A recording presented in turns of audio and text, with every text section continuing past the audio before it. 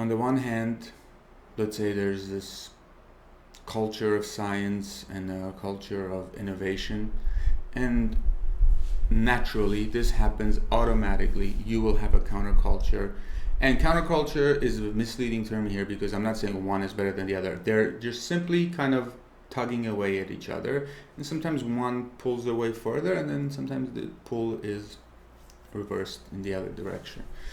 But the idea is that science is popular, science has shown results, science has been on the rise for a lot of things for a long period of time, but science also makes people feel inadequate. It's very hard, and it makes you feel, I don't think you realize it, maybe I'm harsh, of course this is not going to apply to everybody.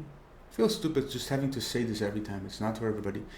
Don't think of yourselves so bad, so lowly. Like, you're not everybody. Yeah, you're special, but you're not that special. But anyway, look, it can make you feel stupid. All right, there are certain things in there. It was hard enough in high school. Maybe you didn't take it in. Oh, I mean, you probably, if you went to college, university, they probably made you take a course or two just so that you're not completely clueless. That was hard. You probably didn't do too well in it.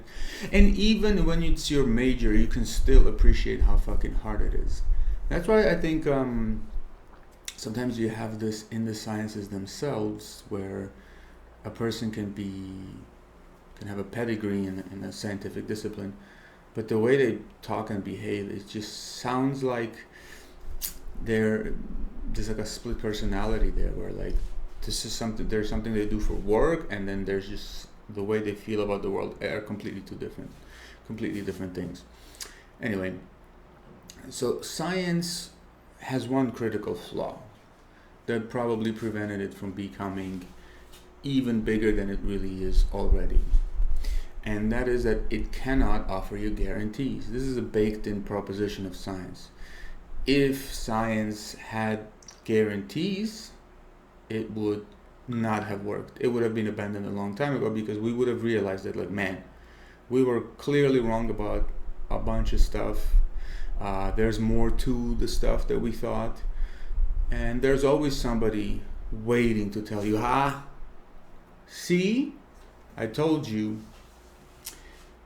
And so science needs to tread carefully, and it needs to kind of foster its own mentality that way. If you have people going into sciences, and this is the worst part of the woke culture right now, it's these people who are like, I fucking love science, science is gonna have answers. It's not gonna have answers to everything, you stupid idiot, and the answers it has, you will not be able to accept. I don't need to get into some of this stuff, but there are some things that probably science is discovering as we speak, that if shared with the world, it will be broadly rejected, because it is just not how most people operate. Most people are not scientists, and most people do not need science to survive. Science is a tool. It's like if everywhere you went, you took a chainsaw with you, because just in case if a tree falls, you're gonna have to clear the way. It may happen, but how often is that gonna happen? For most things, that is an absolute overkill, unnecessary burden. So with science, you have this baked-in necessity for imperfection, but people, of course, they crave perfection. And also you have this rejection of the new, because again, people think that what's been working is working, and the argument is easy enough to make, to say, look, we've survived this far, we're at the highest point in population, what we're doing is clearly right, but they obviously disregard science's stake in all of this. Now, and people who argue for tradition, like, I just encourage you to think for a minute what you're talking about. You like tradition because it is absolutely impossible to have any clear grasp on what it is on your examples, on your things. Let's say your grandma used chicken noodle soup when you were sick, and every time you recovered. Do you really believe it's the chicken noodle soup? No, I'm telling you, chicken noodle soup would definitely make you feel better. It's a hearty meal. It's hot. It feels good, and there's a added psychological effect that you're being comforted in your weakness. Your grandma, your family member. So many of these things are really important that help you recover probably faster. But do it. Do an experiment. Don't eat chicken noodle soup whenever you get sick, and take a chance on your life, I guess. Are you going to make it? Chances are you're going to have to make it. So traditional things aren't really negotiable in some way. What your grandma did, and like, how did your grandma come about this thing? Because of her grandma, and how did her grandma? So we feel like there's this infinite chain, regressive chain that goes back into the past and is a direct source of truth. Now, like, if you, and this is this is not even an example, like, this is a very quick tidbit. Like, people will argue that, like, we ate meat as hunter-gatherers. Man, you need to shut up. You watch the podcast and now you need to shut up, because you don't know, and even you don't understand how much crap those guys are coming from. The people who are making these videos that, like, oh, what, hunter-gatherers, and men were hunters, women were gatherers, and you have to understand that we're creating this story based on some findings. This is a clever story in some cases. It's a good attempt. But the worst thing that happens with it is that this is still a part of sciences. It's like a very crude and like softer science, I guess you could say. That's the term. It's a softer science, but actually, I think it's aware that it is a softer science, and so it moves into this other sphere that I said. It's not the hard science, the numbers and data side of things. It moves into this like traditional side of things, where like, what can be more traditional than the origin of our species, right? Like the hunter-gatherer times when we were at our most naked, right? And that's when tradition really evolved. And so you're gonna sit here and you're gonna tell me, because you watched a few podcasts and Joe Rogan hunts with a bow, which I absolutely admire and respect, you're gonna tell me that this is the truth that we have forgotten. It doesn't seem like we've forgotten it. You're doing it, and plenty of other people have been doing it, and it seems like it was working for some things, but I don't know, maybe it's not that big of a deal.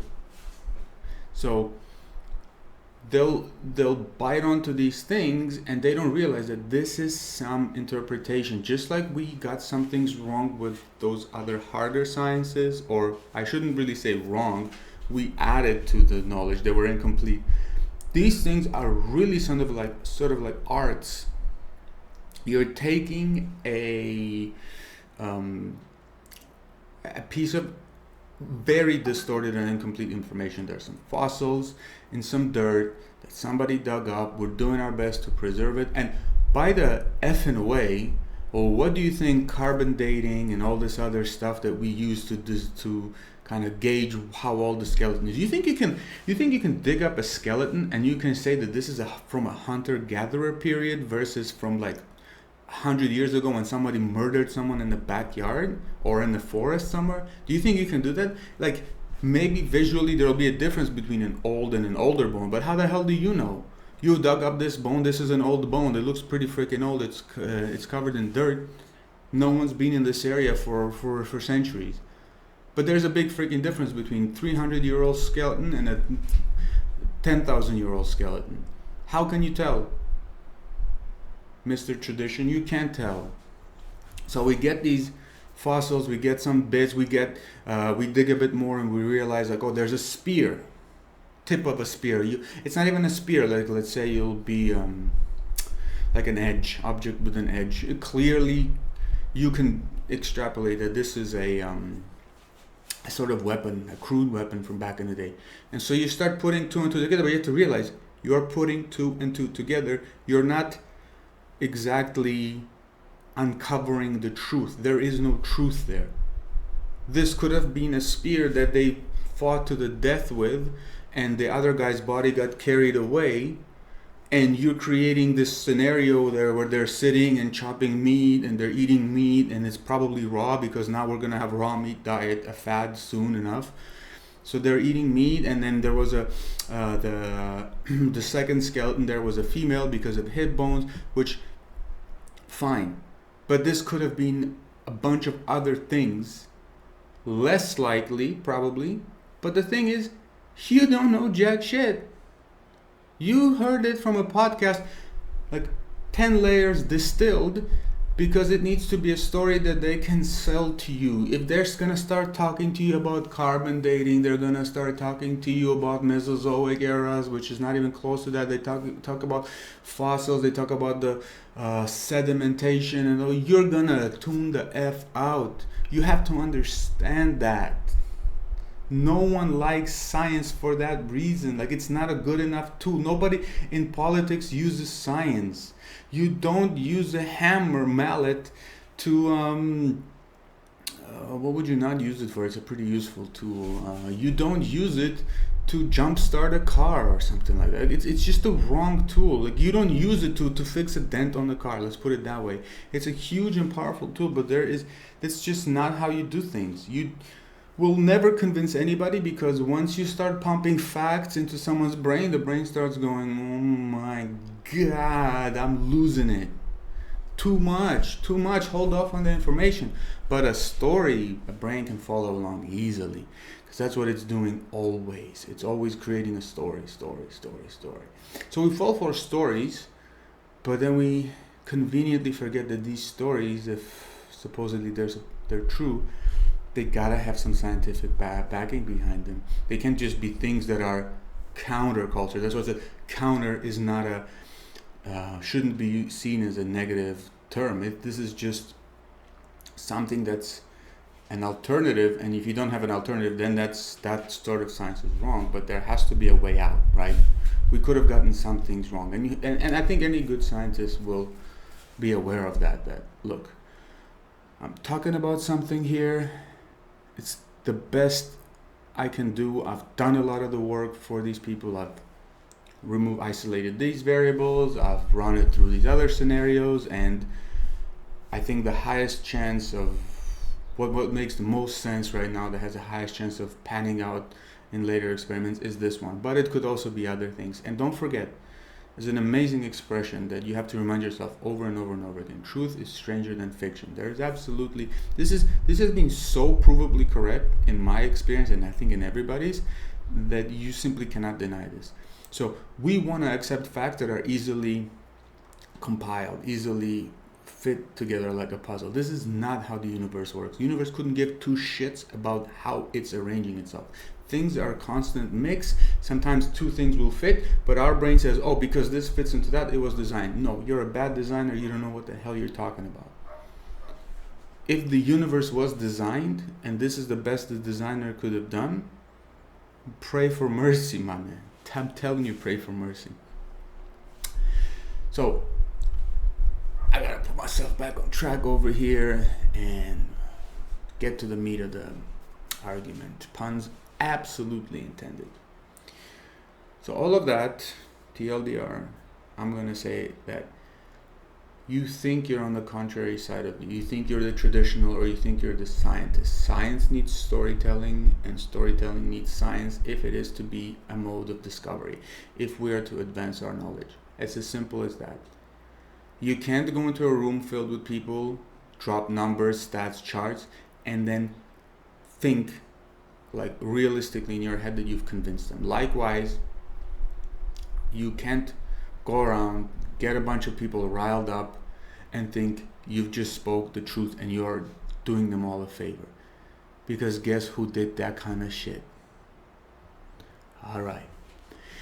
So, I get this message where there's a comparison. There's a beef, it's not a patty, it's like a ground meat product. Well, not a product, it's a ground beef in a package, and there's Beyond Meat ground, same package, same style of packaging, ground beef, and then there's the Impossible one. And so There's the ingredients list under it, so it's like a 3-column picture. The beef ingredients: beef, Impossible, Impossible and Beyond have almost the same like ingredients, just the ratios are different, and I think Impossible has a few more things, Beyond has a few more other things. And she's like, I can't believe you're so stupid that you actually go and buy this shit. I look at the ingredients list, it's like coconut oil protein, pea protein, this protein, that's a bunch of protein extracts, isolates, right? Some other stuff. None of it is like TH64.9, Blue 74, like none of these very hard isolates. Even if there were, are you telling me that beef is beef and this is chemicals? Hell no, what are you talking about, right? So look, beef is beef. We are made of meat, okay? I'll cut my piece of meat off. It's gonna be a lot of fat in it, but I'm gonna cut some meat off. Is that all there is to it? Is that it? As I thought building muscle required protein. Now at the very fucking least there's protein in this meat. So the ingredients list already, like you can tell, this is what they do. They skew the comparisons so badly, and they try to like sneak things in there, and a lot of times they're aware of it. Because when you poke at it, they'll be like, oh yeah, well, what do you mean? Yeah, well, so there's protein in it at least. There's actually a crap ton of different proteins. Because the same people are like, oh, you need BCAAs, you need this, you need that. Those are all variants of protein, different types of proteins. There are different chemicals, essentially, to a scientist. These are all different types of compounds. There's blood in meat. There's there's collagens or whatever. There's like, I'm not gonna go into the composition of meat right now, but I can tell you, meat is meat. That's cool, but it's not just that meat is meat. The other stuff is perfectly fine. Protein isolates.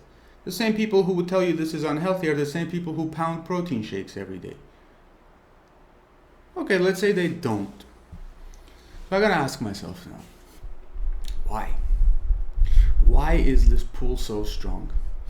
And this is really, it seems like I'm bashing my sister here, but this is way beyond my sister. My sister was actually very different before that. She did a whole 180. And that's one of the things I really sort of wanted to pick out and identify here, because she has a university degree. I think she even has a master's degree. I'm pretty sure she has a master's degree, psychology, but whatever, ironic in some sense. And she wasn't like this at all. Also, she became religious recently. Recently, I say, because for the most part of her life, she was not and did not behave that way. So now that she is a traditional woman, as she describes herself, and she's a religious person, and she knows that meat is good and everything else is bad, and it's always grass-fed, right? Too, like, okay, the grass-fed pisses me off, but anyway, I wonder, like, what's happening? She sounds exactly like another friend of mine, and that guy does not have education, and also he was not a religious person. I don't think he's a religious person now. He still hates religion, but the way they discuss this food and science stuff is very similar. So I'm wondering, what is happening? Like, what is going on? What's making these people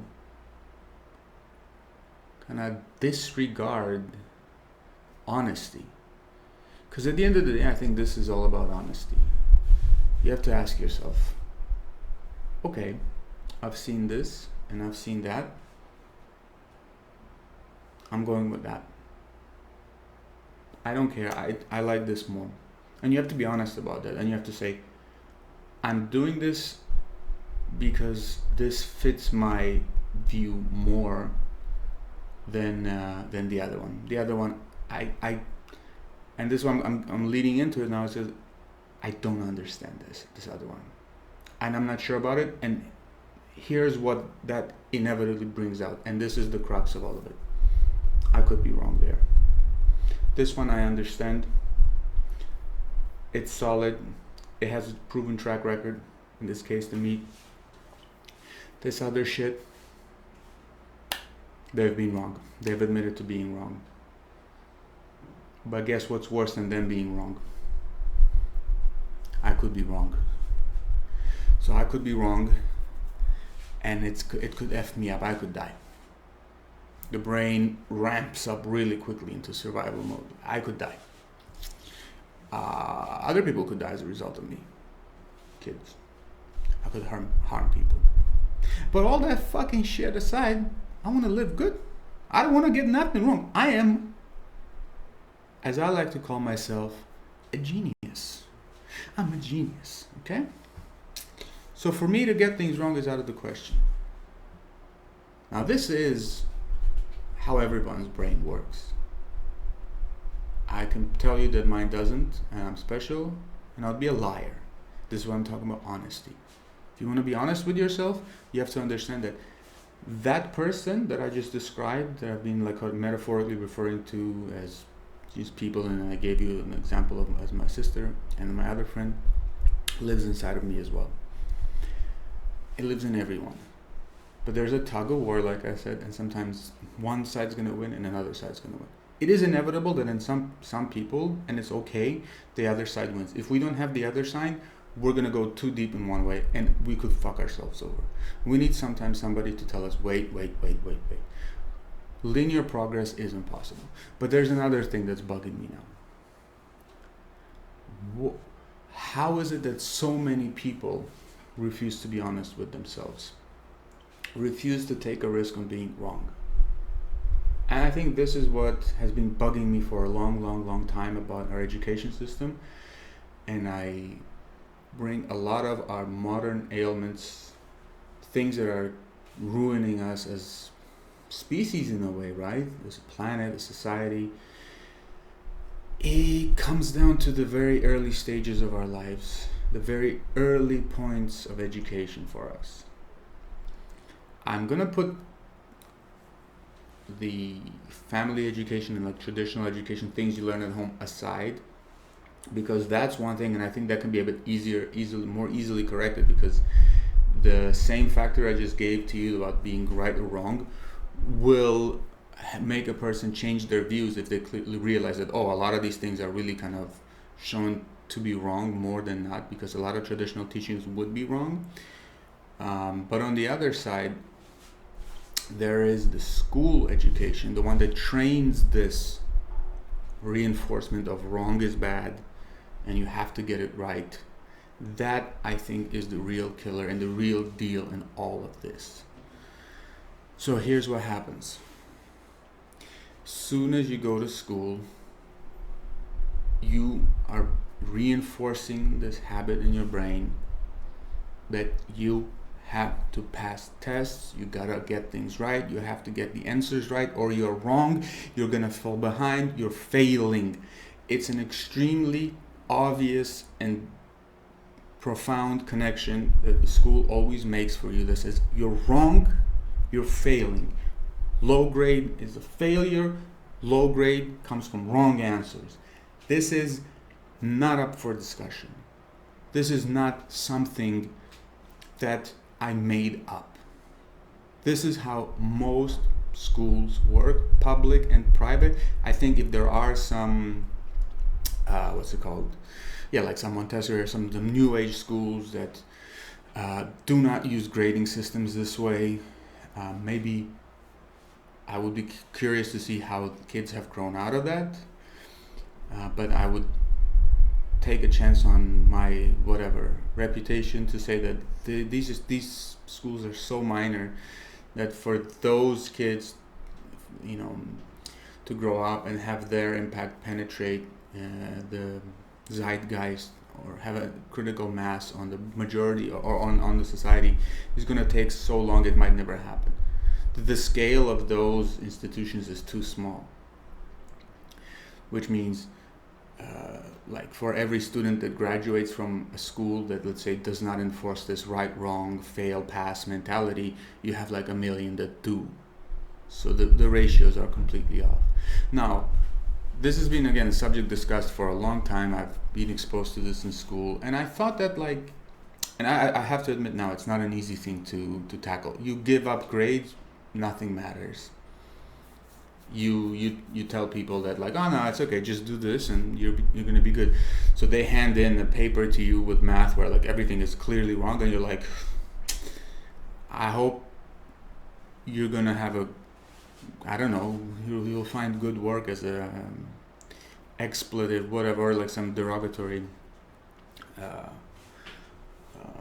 job, but you know, you're not it, kid. And the grading system also has another like pernicious component to it, and that's it gamifies this. It teaches gamification and it teaches exploitation of the system. That's how our brains always work. Our brains are always wired to take shortcuts, and our brains are always wired to exploit weaknesses. All predators, or I would say everything, kind of has to behave that way. Why do you think, you know, wolves go for the weaker animals, or the smaller animals? Why do they hunt in packs? Why do they overwhelm another one? You can't do 1-to-1. You can't cut your chances of survival to 50%. You have to amp those chances. You have to behave in a smart way that gives you the best chance at surviving, right? Like this, there are certain things in your brain you're not aware of, but your brain is thinking them anyways. It's just not coming into consciousness. So if you're gonna tell me now that like I'm wrong, I fully am on board that I could be wrong, but I think that you have to kind of sleep on this a little bit, on this idea. So it is no secret that plenty of people who graduate from higher education are inept. I work with people that really put this in. It really pissed me off. I'm not a jaded person. I'm not a what's the thing? I'm not a jealous person. But the kind of shit I saw, people who have better credentials on their resumes than me, and how much and what their performance was like, and how their perception or like understanding of the job was like, I kind of saw what I needed to see. And this isn't something that I saw a couple of people that weren't good at their jobs, by the way, and I said, oh well, the whole system is ruined. So I have an English degree for starters, and one of the things you can do with this piece of crap is that you can offer to write people's essays. You know there's a big market for that, right? It's a crappy paying job. It's a hard job, especially if you're kind of passionate about it, you want to do a good job. And no one cares about the kind of essay you're going to write, my man. No one cares about the kind of essay you're going to write. All they care about is the grade. Nobody cares what's in the essay. You could hand somebody a piece of paper that says, here's your essay, where's my like whatever, a few $100s, and they're going to be like, bro, this seems to make no sense. You're going to trust me. And if they get a good grade, they'll love you for it. They won't care that what you just wrote made absolutely no sense. And this is very common. People hire tutors, people hire essay writers, people hire all sorts of help when? Not for the prolonged period of study when you have prep, when you're discussing material. No, at the very end, when the exams are coming up, when the assignment is due, when the big chunks that matter. And we give this to people to see, to explicitly gamify. It's like if Coca-Cola put the recipe on the goddamn can. We're telling them, look, this is your syllabus. You're gonna have this many weeks to study this. Your first big assignment is worth 30% on this date. Go ahead. We may as well just give them like, here's a good essay writing service. Here's a good tutoring service. And I'm nothing wrong with tutoring. You definitely wanna, help yourself learn. But like, having worked as a tutor for a while as well, I can tell you, people sit there and they don't give a fuck about what you're saying. And I've tutored in many more things than English. They don't care about any of that stuff. They just want to know that you're going to tell them things that they're going to write on paper or say in class or whatever, that's going to give them the grade.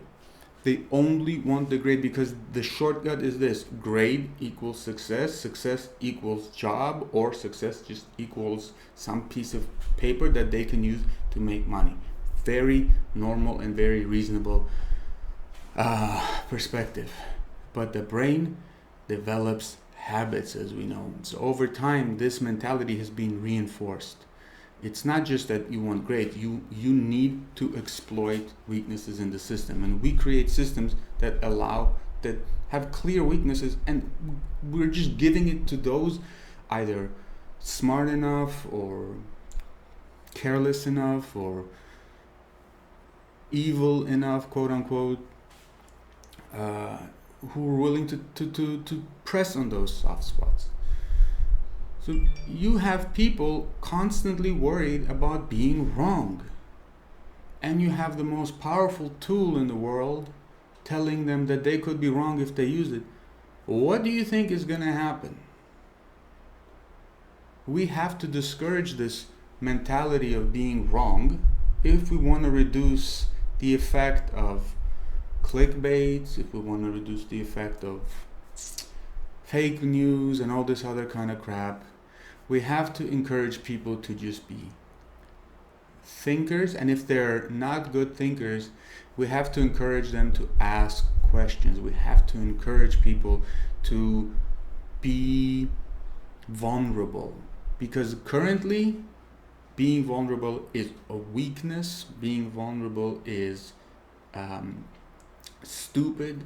It is not attractive, and nobody wants to be any of those things. Some people, like let's say me, I am comfortable living in this kind of like transient or precarious scenario because I'm kind of confident, at least in myself. A lot of people are not confident in themselves. So this proposition to them is suicide, literally. So what I gotta say, we go from beyond meat beef comparison to like the critique of overall society structure, the fiber of society. Man, honestly, the only thing that's failing us, and it's failing us so fucking much right now, it's failing us so much that it's like the effects are beyond tangibly measurable, is education. It is such a failure right now, and what it's doing, I would venture to say it's one of the biggest mafias right now. It's one of the biggest criminal entities, and it hurts me because I effing love it, man. I enjoyed every bit of my education. Well, not every bit. I enjoyed so much my time and life during university, even high school and all this other stuff. I enjoyed learning. I enjoyed, being exposed to all this new information. I enjoyed a lot of this stuff. But I realized that the way this is set up is beyond optimal. There are some good things in there, like the roadblocks that, due dates and pressure and all this other stuff. At first, I thought that was stupid, but I realized that you need those things. You need to help people get comfortable with pressure, and to help them understand that pressure doesn't just go away. But the way everything is set up, because everything is still like in a profit-based system, everything has to come down to profit, and everything is productized. Education is an absolute failure.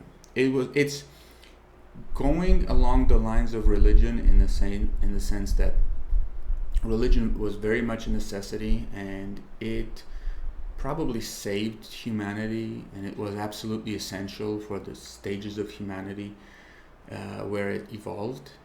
But right now it is, I think, it's overstepping its bounds, I should say. It's still a great tool for psychological help. It's a great way for societies to bond and to be kind of caring for each other. But when it starts giving dietary advices, scientific advices, evolutionary advices, it's okay? Same thing with education. We absolutely need it. It wouldn't have gotten us what we have now. But the way it's set up, it promotes gamification of itself. It's based purely on profit. It just wants more money fed into itself, and the product that it churns out is fucking deadly, because you have people who have now these delusional, distorted mindsets that they are somehow superior to other people who haven't gone through let's say either the degree or just higher education, but who are also very bad at doing what they were supposed to learn in school. They're not critical thinkers, they're not free thinkers, they're not improvising, they're not dealing with incomplete data. They simply want a job, and the job has to have also everything ready for them so that they could just do their job and go home and get a pint of beer or whatever. School system is on the verge of creating, I think, it's also going to be instrumental in creating tools that help save us, but its byproduct is I would compare it to a very inefficient V8 or whatever, a V12 W12 engine.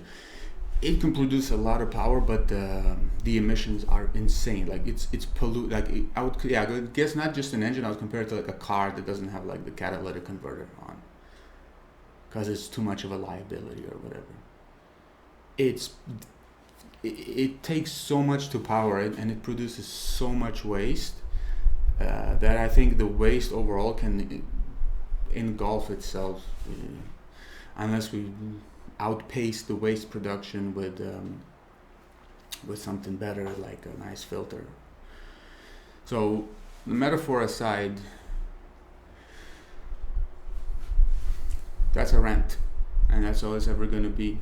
I'm not trying to convince you of anything here or there, but if I had to be honest with myself, I'm really disappointed in how things have turned out for my view of the world, with where I started, what I think was going to be, with what I was fed, and with what I see as a person who's done his research. And I think on that you can trust me, that I'm not just some guy who gets pissed off on one thing and gets excited by something else.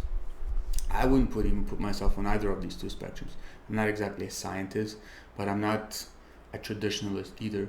I think there's merit here, merit there. It's also a very dangerous position to be this very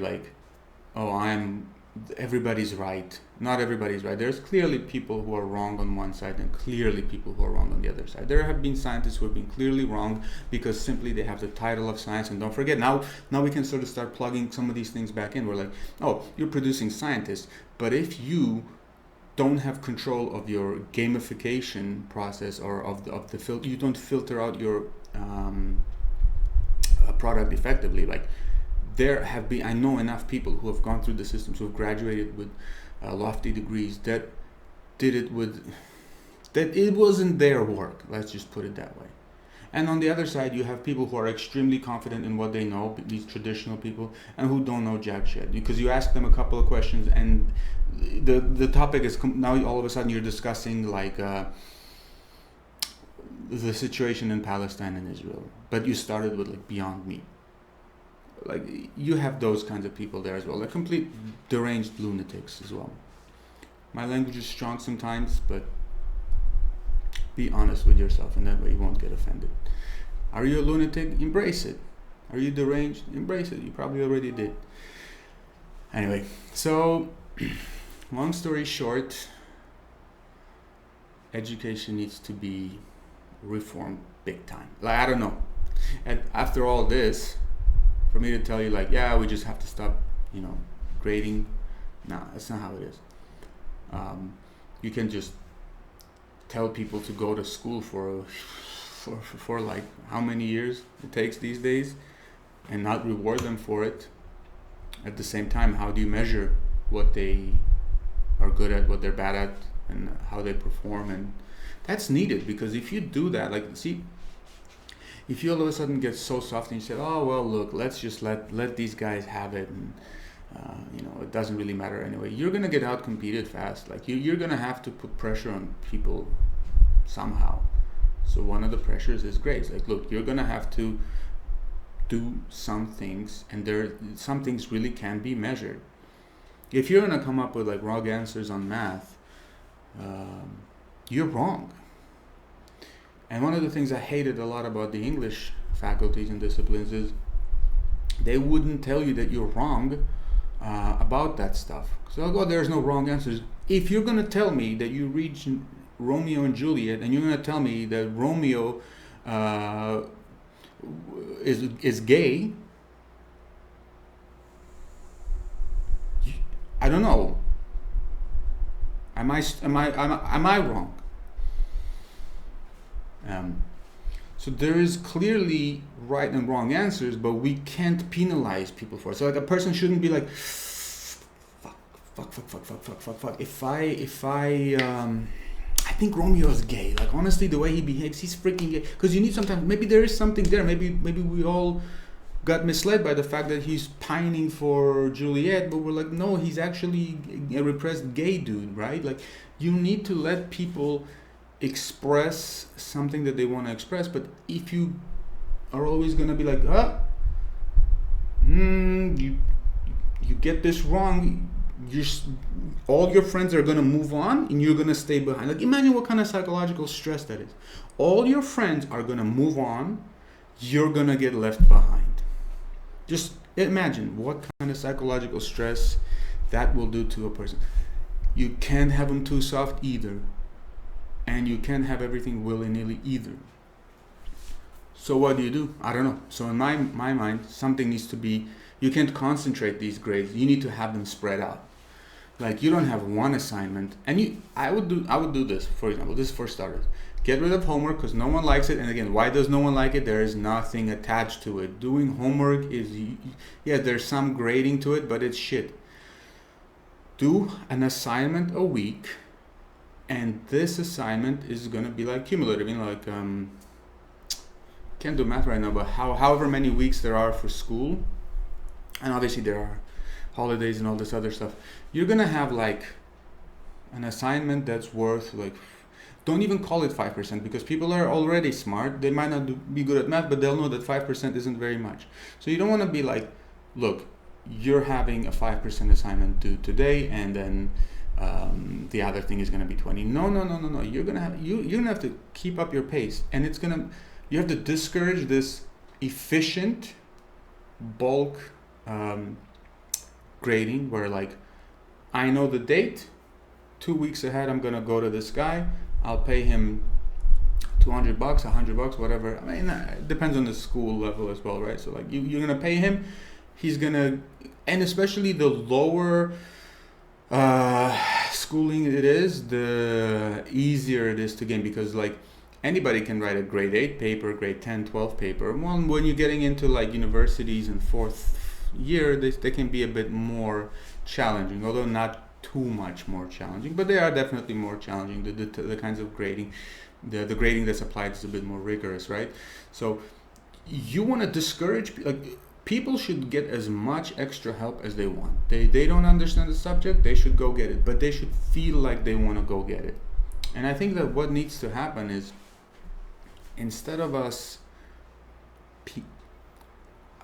favoring intelligence, teachers should have a slightly different job. Instead of just grading, they should be directing. Earlier grades, like grade 1 through 6, there should be like a regular report with the parents, like, look, your kid's not doing great in math, don't try to have this. You can help him out, but if you're doing his homework for him, what are you really doing for him? Like, it's pretty obvious, like the kid was getting everything wrong and then he came up with a perfect test or like a homework. Like, come on, don't do that to your kid, right?